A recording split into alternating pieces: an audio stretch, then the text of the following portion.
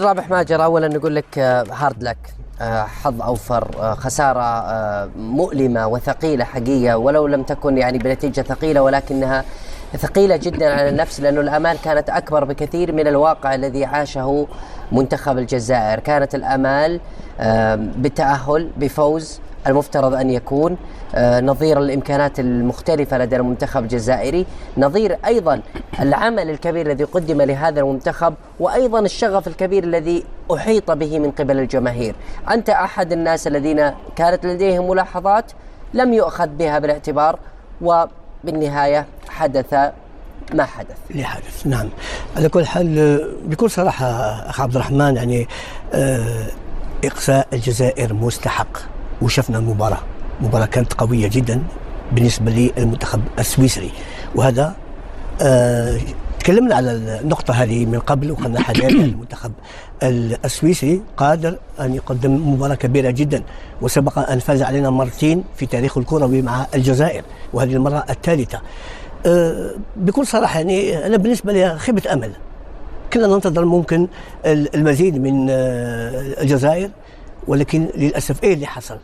هل حدث وقع حدث في هذه المباراة أو فيه مشاكل؟ يعني المنتخب الوطني الجزائري شفناه يمشي في الميدان، يمشي، يعني موش منتخبنا اللي شفناه وعرفناه في الماضي، وهذه النتيجة حتى لو قلت يعني نتيجة بالنسبة للمنتخب السويسري يعني في منطقية.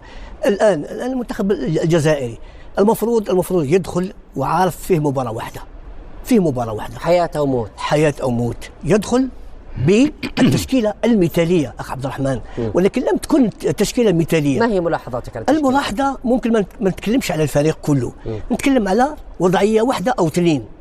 أولا وضعية اللاعب بودوي وسط ارتكاز. اللاعب بودوي لاعب مميز، ولعب كل مباريات كأساسي، في المباراة أمام سويسرا في الاحتياط. والشيء الوحيد الذي لم نفهمه لحد الآن، كيف يعني أنت راح تلعب أمام منتخب قوي وهو منتخب سويسري في مباراة واحدة لازم عليك تفوز وتسجل أهداف، راس حربة غائب مع التشكيلة. ليه راس حربة غايب؟ قويري موجود في الاحتياط، لاعب كمهاجم أو راس حربة اللاعب مازا لاعب شاب 20 سنة، يعني ما راح ينافس مع المدافعين السويسريين، ويلعب في غير مركزه وموش المركز بتاعه، يعني هذا الشيء غريب جدا. وفي الشوط الثاني داخل اللاعب قويري وداخل اللاعب بودوي، ولكن خلاص يعني في الناحيه الذهنيه اللاعبين مش محضرين، يعني اخذوا ضربه في الراس، والفريق السويسري متقدم بهدفين مقابل 0. يعني شيء غريب جدا، كابتن، انت كان لك حديث وخلنا نكون يعني انتهى الامر، يعني الان اصبح واقعا الجزائر خارج المونديال، نعم. فبالتالي يجب ان تكشف كثير من الامور. انت كان لك راي واضح وصريح خلال هذا المنتخب، وكانت لديك ايضا ملاحظات ذكرتها، وكنت ايضا تتحدث انه النقطه التي كانت تخيفك أن المنتخب يبحث عن مواجهة المنتخب السويسري، لا يبحث عن مواجهة المنتخب الإسباني، وكان يعني فيه هجوم كبير جدا عليك من قبل بعض الصحافة والإعلام. الآن ماذا تقول؟ هذا شيء طبيعي الصحافة تسوي عملها، ولكن أنا شخصيا لاحترامي المنتخب الوطني الجزائري، لاحترامي لبلدي، ما نحب نطلق النار على الإسعاف، يعني ما نقول اطلاق النار على الاسعاف على المنتخب الوطني الجزائري، لانه خرج من كاس العالم. ولكن انا قلت من قبل، يعني كثير من الناس تكلموا احسن لنا لما نلعب امام سويسرا وراح نفوز على المنتخب سويسرا بسهوله، وانا صرحت وقلت لا، حذاري، المنتخب السويسري منتخب جيد، منتخب قوي، وشفناه في البداية حتى لو تعثر أمام المنتخب القطري، ولكن شفناه أمام المنتخب البوسني 4 أهداف، والفريق يعني رجع إلى مستواه الطبيعي. قلت لهم حذاري على المنتخب السويسري. أنا بالنسبة لي ان شاء الله ما نلعب المنتخب السويسري، ولكن الناس تكلمت كثير، لا احنا نلعب سويسرا وراح نفوزوا عليهم بسهوله، ولكن الرد في الميدان، وكلنا شفنا وعرفنا النتيجه، هدفين مقابل 0، وكانت قادره تكون نتيجه ثقيله، كنت نتيجه ثقيله لمصلحه المنتخب السويسري. عبد الرحمن، يمكن الكابتن رابح انا بحترم فيه جدا جزئيه انه ما يصحش اي حد دلوقتي في وقت الجرح انه يطلع وينتقد، ولكن خلينا نتكلم بالنيابه عنه، لان المنتخب الجزائري الحقيقه بيمر بمراحل صعبه جدا، على مستوى الإدارة الفنية شفنا أخطاء كارثية في هذه المباراة الحقيقة. أنت بتلعب بدون رأس حربة، إبراهيم مازا لعيب لواعد، لعيب قوي في وسط الملعب يقدر يعمل الفارق وليس رأس حربة خالص. نعم. استبعاد بونجاح من القائمة علامة استفهام كبيرة، الشكل التكتيكي علامة استفهام كبيرة، الثقة الزيادة شوية ان المنتخب الجزائري لا يستطيع الفوز على المنتخب السويسري قبل بداية المباراة، ده مش موجود في الكورة. فالحقيقة تاني مع احترامي لكل الناس، انا اعتقادي الشخصي ان المدرب الوطني للمنتخبات العربية هو الافضل ايا كان امكانيات المدير الفني الاجنبي، لان بتيجي في مراحل صعبة في مشوار المنتخبات، المدير الفني الوطني هو اللي بيشتغل صح. فانا باخد جزئين من الناحيه النفسيه، ناحيه نفسيه وناحيه معنويه، ويعرف يعرف اللعيبه كويس ويعرف يتكلم مع اللعيبه كويس، واللعيبه بتلم من نفسها كويس. المنتخب الجزائري لو شفت الاسماء اسماء كلها نجوم كبار. المردود بتاع لا النجوم نمره واحد على المدير الفني، عمليه توظيف اللاعبين في مراكزهم. رقم 2 الحاله الموتيفيشن وحاله الدفع المعنوي لما بتلاقي الفرقه حتى على مستوى السبيريت والروح. انا لعبت المنتخب الجزائري في كل مبارياته، احنا كنا بنعاني من الروح القتاليه للمنتخب الجزائري قبل النواحي الفنيه، فدي نقطه مهمه جدا مش موجوده في المنتخب الجزائري الحقيقه. القتال، العوده بعد جه فيك جون في اول 10 دقائق، رده الفعل مش موجوده. جه فيك جون في اوقات صعبه في اول بدايه الشوط الثاني، رده الفعل مش موجوده. يبقى في مشكله في النقطه دي، مشاكل فنيه موجوده على مستوى الاداره الفنيه. الحقيقه انا في اعتقادي يعني من الواجب على هذا المدير الفني يقدم استقالته فوريا، أو تتخذ الإجراءات أنه يبحث عن مدير فني. أنا رأيي المدير الفني الوطني أفضل بكثير من مدير فني أجنبي. ويعني أنا شايف أن المنتخب الجزائري الحقيقة لم يستعد بشكل جدي لهذا المونديال، وخاصة المباراة ديت مباراة حياة أو موت. أنت بتوصل لأدوار ممكن توصلك لدور تاني طبعا. فأنا مردود المنتخب على المستوى الروح، على مستوى الإدارة الفنية خارج الخطوط، أنا شايف كان سيء جدا. أتوقع أنا المشكلة الكبيرة كانت هي توظيف اللاعبين والدخول بتشكيلة يعني شبه خايف من المباراة هذه. داري ان المدرب داخل بتشكيله من غير مهاجم، فاذا انت ما عندك السلاح الاول اللي تحارب فيه وترتكز عليه في المباراه، هذه مصيبه، وخصوصا لما تلعب لاعب صغير مثل ابراهيم، تلعبه تحت اللاعب متعودين عليه تحت المهاجم، لاعب مميز، لكن ما تلعب راس حربه. انت خسرته انت خسرته في النص وخسرت المهاجم، خسرت لاعبين علشان تلعب 3 ارتكاز. وهذه مشكله كبيره، انت متعود على 2 الارتكاز وعلى 3 وتحت قدام المهاجم. هي شوف، ممكن نضيف كلمه، احنا نتكلم عن المونديال، ولكن انا ممكن خلوني نرجع شويه للوراء في كاس افريقيا في المغرب.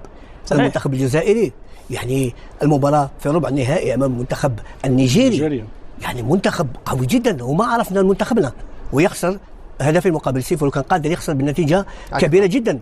يعني بدأت الأزمة. بعدين يعني المباراة الودية يعني غطات شوي هذا، فزنا على هولندا وفزنا على بوليفيا، يعني قدمنا مباريات كبيره. المباريات هذه الناس انسات هذه الامور، نسيت، قال لك لا احنا هذو مباراه تحضيريه، راح نروح للكاس العالم لكي نفوز بالكاس. ما نفوز بالكاس بالفن او بالكلام، بالعمل على ارض بالعمل وفي الميدان. وشفنا الحقيقه المنتخب الوطني الجزائري يعني المشوار بتاعه انتهى في هذه المباراة، ما كان قادر يروح بعيد. يعني شفنا مستواه، شفنا المباراة، كل المباريات اللي لعبها لحد الآن، والأهداف اللي دخلت في شباكه هي بالأهداف اللي نحسبهم اليوم 9 أهداف في حساب الدفاع المنتخب الوطني الجزائري. كثير هذا كثير، يعني هذا يعني أن فيه نوع من الأزمة في المنتخب الجزائري. شوف احنا كابتن، شفنا احنا بنتكلم، بس إذا سمحت لي فهيد، عندنا برضو أشياء كثيرة نتكلم فيها عن المنتخب الجزائري، لكن برضو احنا بدنا نروح نشوف وش كانت ردة فعل الجماهير الجزائرية المتواجدة في كندا بعد مغادرة المونديال. والله الجمهور الجزائري أشكر كل الجمهور الجزائري، ولكن بيتكوفيتش يجب أن يرحل. نقولوا الحقيقة، سويسرا كانت أقوى من الجزائر المشكل تاعها هو الحارس، نقولوها الحارس المرمى ما كانش، الدفاع ضعيف، واليوم الهجوم كان ما جابش نتائج. اللي صار انه المنتخب الجزائري ملي بدات البطوله هو يتلقى اهداف بسهوله، يعني شفنا الدفاع دائما يعمل اخطاء كارثيه، وهذا الشيء اللي ما صحوش المدرب والفيدراليه على اولها صادي هو اللي يتحمل المسؤوليه، لانه برولونجا لونترينور ما كان والو. عنده بولبينا واش يدير؟ يلعب ايت نوري اريا الي غوش الور كما يلعبش بولبينا. ما كانش ضغط، ما شفناش فيهم حراره، ما كانش ضغط، كانوا خاسرين. كنا نتمناو انه الدوزيام ميتو الشوط الثاني يوليو علينا بقوه. تمنينا عندنا مدرب اللي معروف هو مدرب الاشواط، اذا مش الاشواط الثانيه كنا ننتظروا منه تشكيله مغيره وضغط شديد. ما كانش ضغط، ما كان حتى حاجه. المدرب برد اللاعبين بعقليه البروده اللي عنده. مدربنا عنده بروده كارثيه. الجميع ينادي من الجزائر ومن هنا من المحللين من البلاطوات أننا لدينا منظومة دفاعية ضعيفة.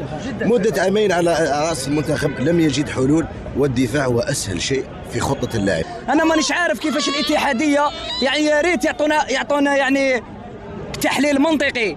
كيف انك تجدد المدرب قبل كأس العالم وما شفنا ولا نتيجة؟ مدرب كارثي، منتخب بارد، ما كانش حرارة. انا في حياتي ما شفت الجزائر ما تعملش بريسينغ. مباراة 90 دقيقة خاسر وما تعملش بريسينغ. المدرب كان اوت، التشكيله اللي دخل بها ما كانت التشكيله اللي تدخل. عمل تكتيك 4-4-2 مي سا با مارشي. فقدنا التوازن عندما دخلنا بأربع لاعبين في الوسط زائد محرز. نطلب من الوليد صادي رئيس الاتحادية أن يطرد بيتكوفيتش. لازم العودة، نخدموا البطولة تاعنا الوطنية، نخرجوا لاعبين ونجيبوا لاعبين من الخارج. داتسوكي تجيب لاعبين من الخارج، لاعبين اللي في الخارج عندهم احترافيه كبيره، جابت معاه بروده للفريق الوطني. لاعب محلي هو اللاعب الحار، كان عندنا بلايلي، كان عندنا بونجاح، لاعبين حارين في المنتخب.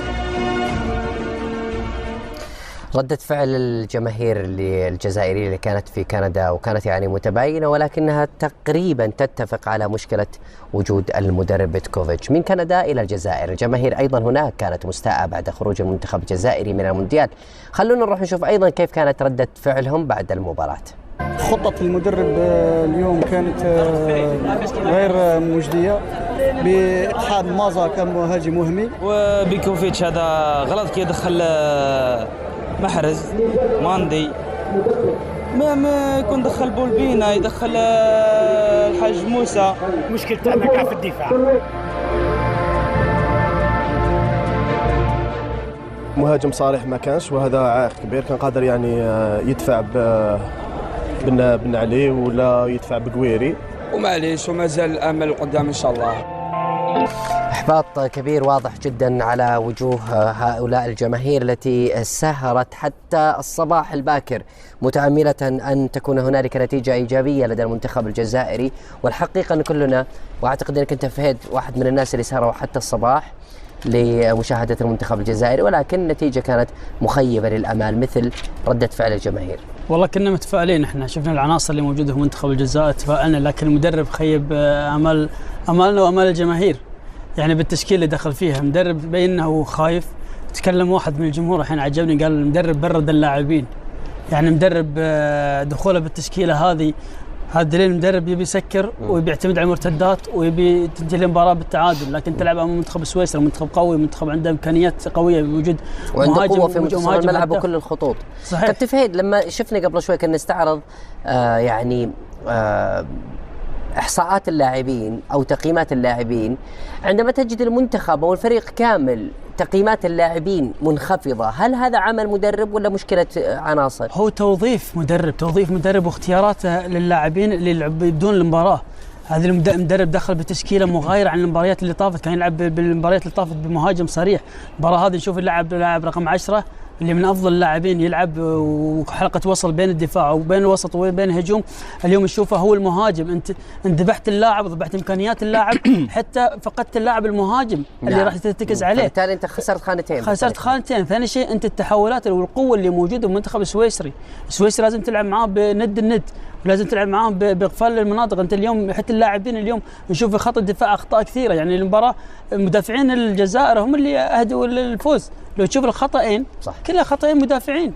يعني لاعب يمسك مهاجم او جناح المنتخب السويسري من الوسط الى الدفاع، يمسك الكرة ما حد يضايقه، ما حد يقدر يقطع الكرة منه. شيء غريب صراحة اللي قاعد نشوفه في دفاع المنتخب الجزائري.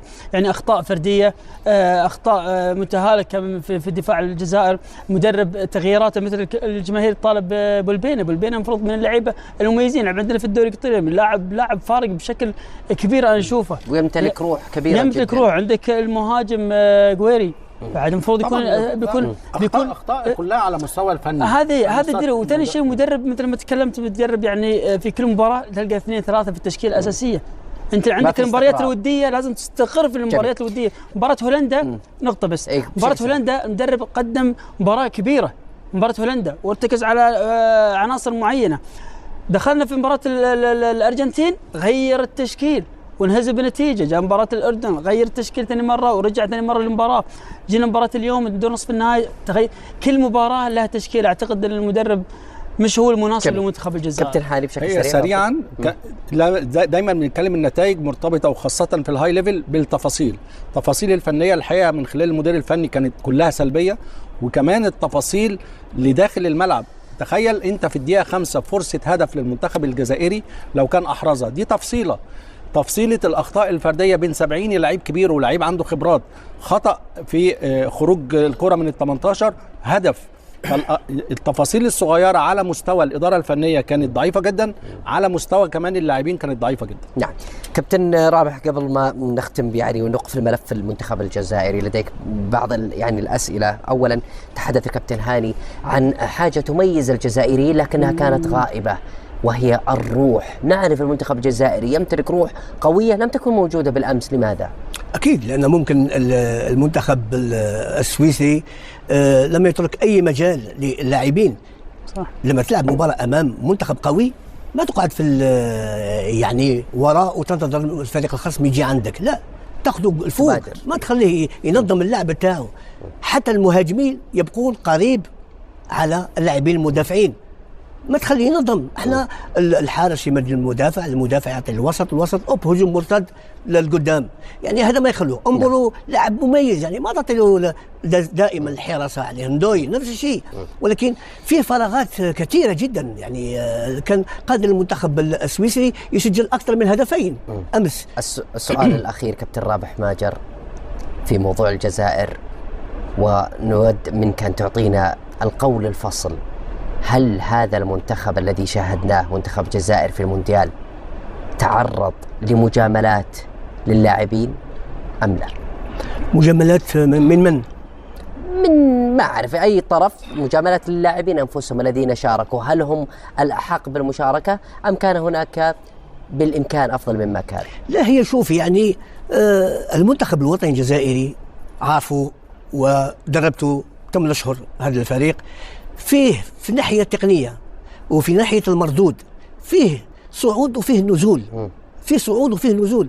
لما تشوف مثلا المباراة الودية تقول احنا راح نفوز بكأس العالم، صح. لما تشوف المنتخب الجزائري يلعب امام المنتخب الهولندي، المنتخب الهولندي في روتردام، نقول خلاص منتخبنا راح يروح للنهائي. مع بوليفيا نفس الشيء. ومن بعد نبدا كأس العالم. بالحقيقة نشوف الحقيقة يعني المباراة الأولى ما انا شخصيا ما كنت متفائل كثير. ما اعطيتني جواب كابتن رابح. انت عطني اجابتك الصريحه والمعتاده. انت عهد عليك الصراحه، وخاصه فيما يخص المنتخب الوطني. هل تعرض لمجاملات ام لا؟ بدون حتى تسميه اسماء. في مجاملات من المنتخب وايضا من بين بعض اللاعبين. جميل.